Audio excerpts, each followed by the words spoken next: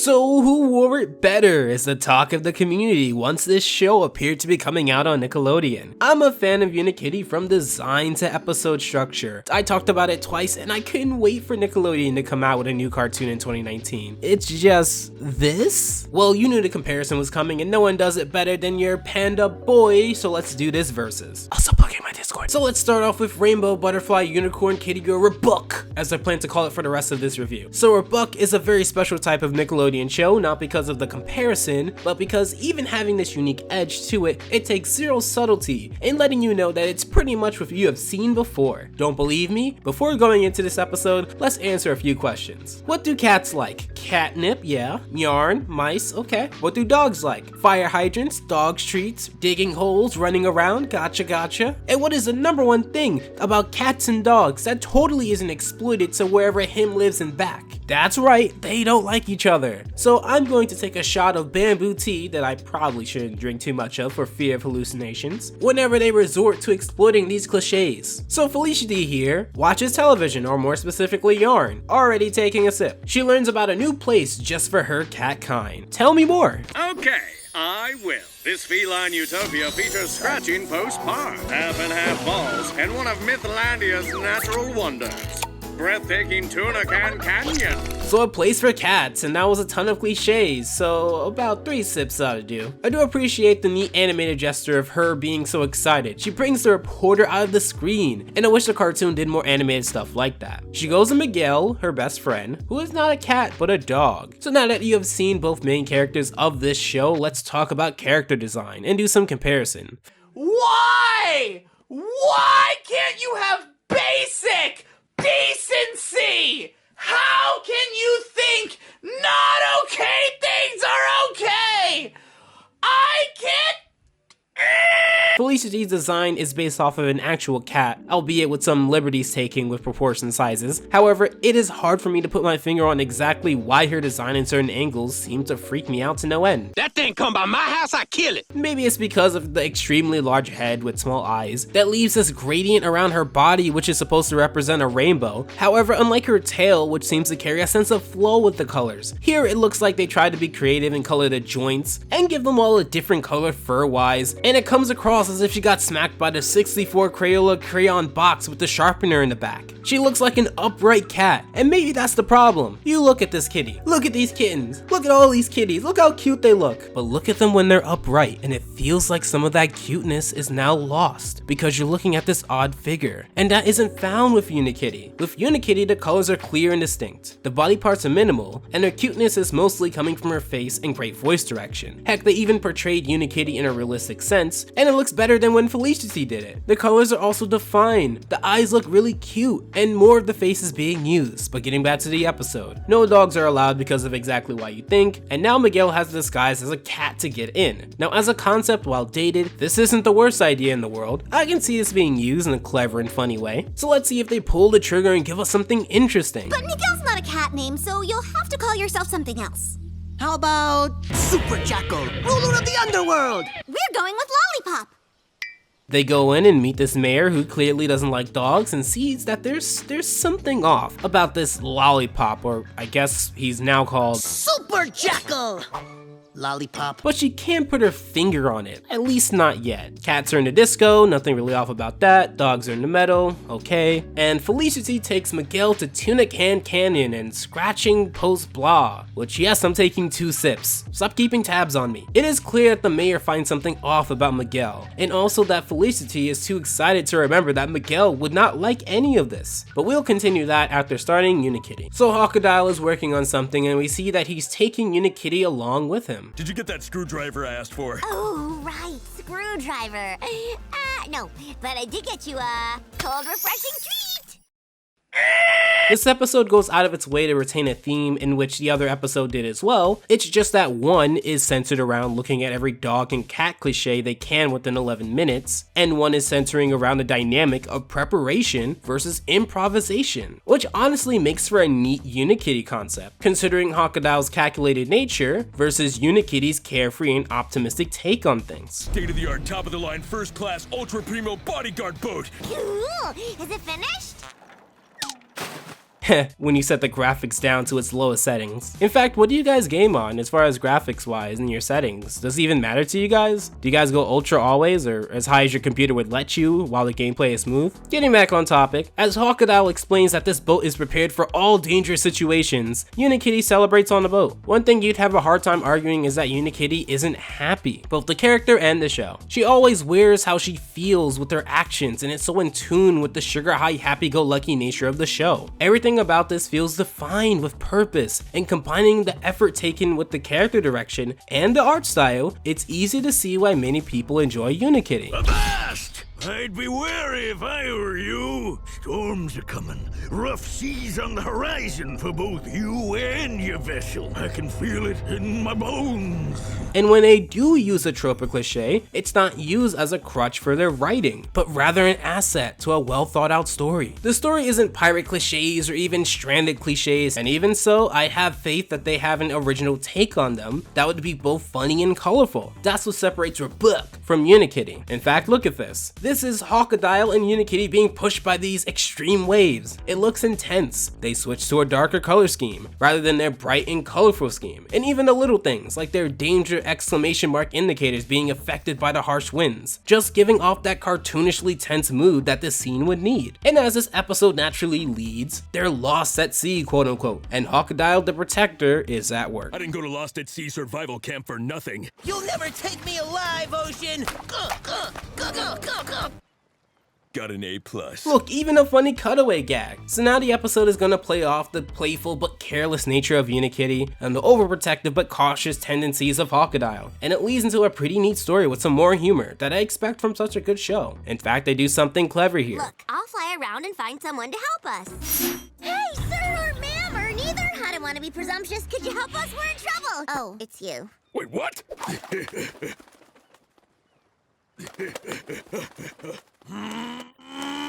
What? No, we're stuck! The way it seems to loop around like this is actually not used as a not as clever meta way to keep the characters in peril, even when they can fly away from it, but I don't want to spoil exactly what it is. But upon hindsight, this came across clever for the story, and actually funny when Hawkadile went vertically. Contrast this to when Teen Titans Go did the exact same thing with Island Adventure, and you can clearly see which did the concept better. Let's get back to Rebuck. Lollipop, try the flounder mint chip.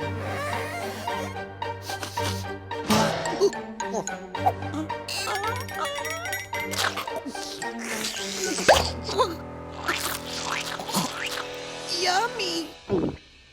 Besides the animation of that being a little off, I guess the issue I have here is that it paints every single cat one way. Every cat loves fish, every cat loves scratching posts, every cat hates dogs. It's this simplistic, blanket, catch-all attitude that this episode gives that just makes it boring. I know a few people who took it upon themselves to like the series regardless, solely on the reason of not letting Nickelodeon animation fall further than what it is now. But this isn't going to move the needle for anything. It honestly feels like filler, bland, mediocre, but it does have seeds of potential here and there. I just wish they'd plant them, but until then. Miguel, thanks for being such a good sport.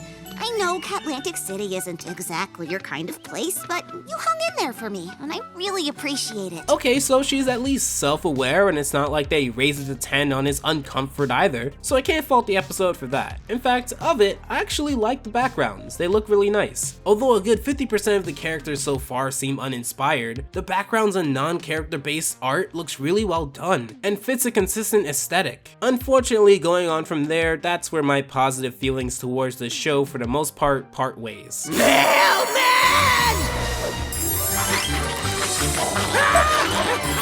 Get both in dog purges anymore!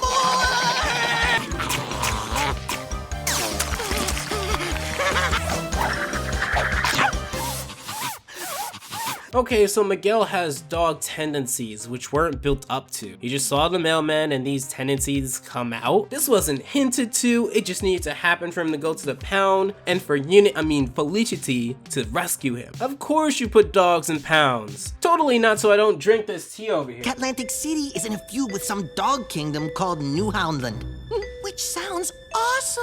Anyway, the two kingdoms have hated each other since, like, forever. Oh, a giant war that both sides are fighting because.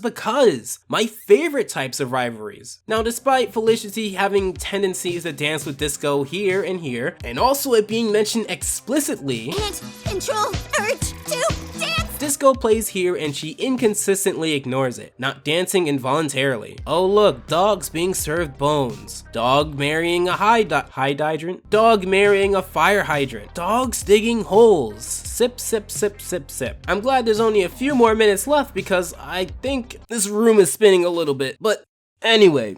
So, apparently, the mayor here is outraged that a dog would want this new Houndland to get along with those filthy cats. Cats and dogs can't get along because they're cats and dogs, just like the mayor said. Cats and dogs will never get along.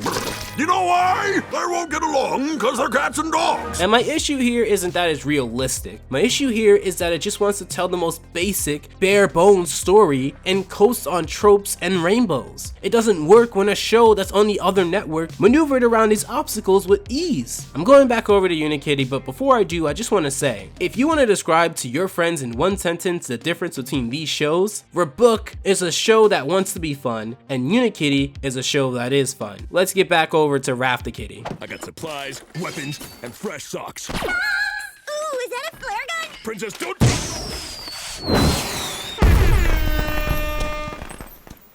Oh, oops. Well, it's okay though. Do you have a plan B? That was plan B. This episode dodged a huge bullet that many episodes seem to have fallen into, which practically never seems to work out. Imagine for a second that when Unikitty does this, Crocodile is now yelling at Unikitty, which makes Unikitty sad or mad, and they repeat this throughout the episode. That wouldn't really be pleasant, and for such a happy show, it seems like the happiness ran out for this episode, if that were to be the case, and it just wouldn't be fun. Or even, imagine Unikitty does these things and is unaware of the trouble she causes. Well, then you just have a lot of bad SpongeBob episodes, which again, wouldn't work for the show, and again, would not be fun to watch. I praise this episode for not making Crocodile mad at Unikitty, but just upset at the situation. Rather than taking out his frustrations on his best friends, he uses this to fuel his determination to exit the situation. This is what makes Crocodile a good character. I also want to praise Unikitty here for not being careless in acknowledging her mistakes, but also keeping a positive outlook on things. Because she doesn't do it too often to annoy, and her positive outlook helps Crocodile, as he doesn't take it too heavy. She comes across just a little too excitable for her own good. Both characters work, which is what makes this such a great episode so far. So since they're stuck on a raft, they need to eat to retain energy. So you know what this calls for? Fishing. But you know what that calls for? Stretching to this awesome song.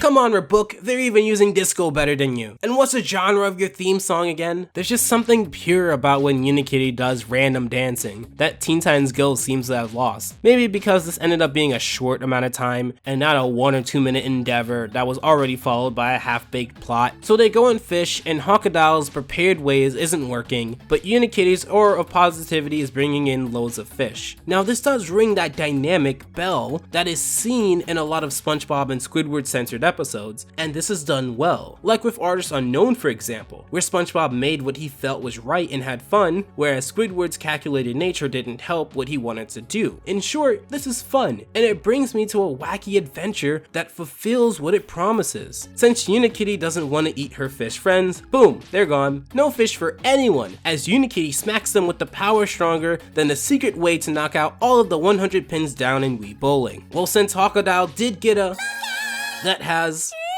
in it, might as well try it, right? It sends them into this hilarious hallucination, totally not foreshadowing or anything. And wow, just the fact that they got a realistic cat that looks like Unikitty and did it better than Rebook is honestly saying something. Also, the contrast between Crocodile fighting for his life against an enemy and Unikitty having fun with this dolphin is the epitome of what this show is about. It's fun. It should be also noted that we can hear their friends calling for them, but they don't interpret it as their friends because they're hallucinating. But onto Rebook to finish it off. Cat, wait a minute.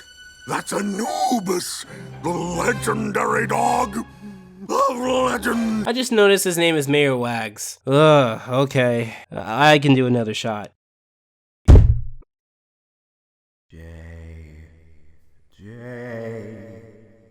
Jake! Huh?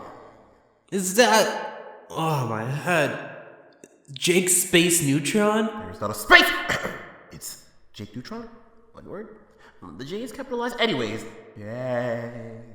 You need to give our buck another shot. First, it's rebuck. Our buck? Rebuck! And why? Because you, as a critic, have pledged to the non-existent constitution of honest review that involves you watching and giving the entire piece a chance before drawing to a solid conclusion. To give everything a fair shake, discussing the good, the bad, and the neutral or something. Dude, that sounds completely made up. Hey, I'm a fictional manifestation of another YouTuber standing in as your conscience. I don't spawn from realism, I spawn from a mental breakdown. Nope. Nope. Nope. Nope. No. It's just as bad as when I saw it the first time. Nope, no. It doesn't have that many redeemable features. It is too bare bones for me to care. It seems like it's just going to coast with its surface level humor. And it's not even funny. Sometimes, yes, it's okay to tell a story and have good jokes, and that's it. But it's not even doing that. And I gotta have some standards, and this doesn't do it for me. But let's finish this. This war reminds me of the SpongeBob episode where Patrick and SpongeBob fought over being dirty or clean. Now, do you think this leads into an epic arc where a strategic war happens? Of course not. Why even bother trying to muster up something to say? It's any war in cartoons that you've ever seen before, just with a quality set down to 2. And guess what? To add on to this logic, because they see one instance where cats and dogs can get along, you know, because it's supposed to be impossible, they end the war. Right there. Boom. Logic thrown at you. And you know what really grinds my gears with this? This is their first episode. This could have been a drawn out, a big thing. But nope, that's it. Time to move on to other jokes that won't land. Felicity and Miguel get honored as those who stopped the war. Bookend attempt averted, I guess that's fine. And of course, Felicity pays back Miguel by going to New Houndland, and oh what joy, that was rebuck. Finishing off Unikitty, Hawkadile throws that molded cheese in the water, which attracts sharks. Unikitty, not knowing the potential danger in front of her, goes to the bucket, which has been knocked off the raft. This is the height of the contrast between Hawkadile's caution and Unikitty's way of going with the flow. I guess you can say the line between life or death. Hawkadile, not wanting to get off the raft, wanting to stay within the safety of it, decides Unikitty is more important, good call, and swims over to her, presumably scaring away the sharks. On that raft! Oh my gosh, Hawkadile, could you imagine if we were still on that raft? I should have listened to you. I've been so obsessed with being prepared that I forgot sometimes you really just gotta jump off your raft and have some fun. I see now that sometimes it's good to take risks. Sometimes you're supposed to just have fun. Ah! Sometimes it's okay to get lost at sea with no hope of ever getting home. Okay, that Lego squid really has something against that raft. Did the raft not call you when you got home to make sure you were safe? Did the raft give you Coke when you wanted Pepsi? Did the raft call you out for getting a cup of Sprite when you requested a free cup of water from Wendy's? Because then and only then do I understand, because those are the worst types of people. But moral time, and this time it doesn't sound preachy. Unikitty learns to not be as reckless as she currently is, and sees the importance and benefits in being careful and prepared. Hawkadile learns to not stick to the script as often, and sees what improv can do, even in dire situations. It was a neat and fun lesson taught in a very entertaining way. He decides to do things Unikitty's way, and... Don't worry, Princess. I promise we'll get home someday, come what may, whether it takes days, or weeks, or years. Land? Oh, land! Huh, turns out they were going in a giant circle, which explains why they kept going back to the raft. The episode ends with the pirate dude making a bad pun, and everyone oddly turning on him. It's funnier than I'm giving it credit for, and that was Unikitty. Overall, come on, Unikitty blow Rebuck out of the water, but if you thought the other way around, that's perfectly fine. I'd love to see some Rebuck fans in the comment section tell me why I should give the show a chance. I don't see it yet. Anyway, which episode did you like better? Which design did you like better? Let me know. Special thanks to the patrons of February. And until next time, take care. Alpha out.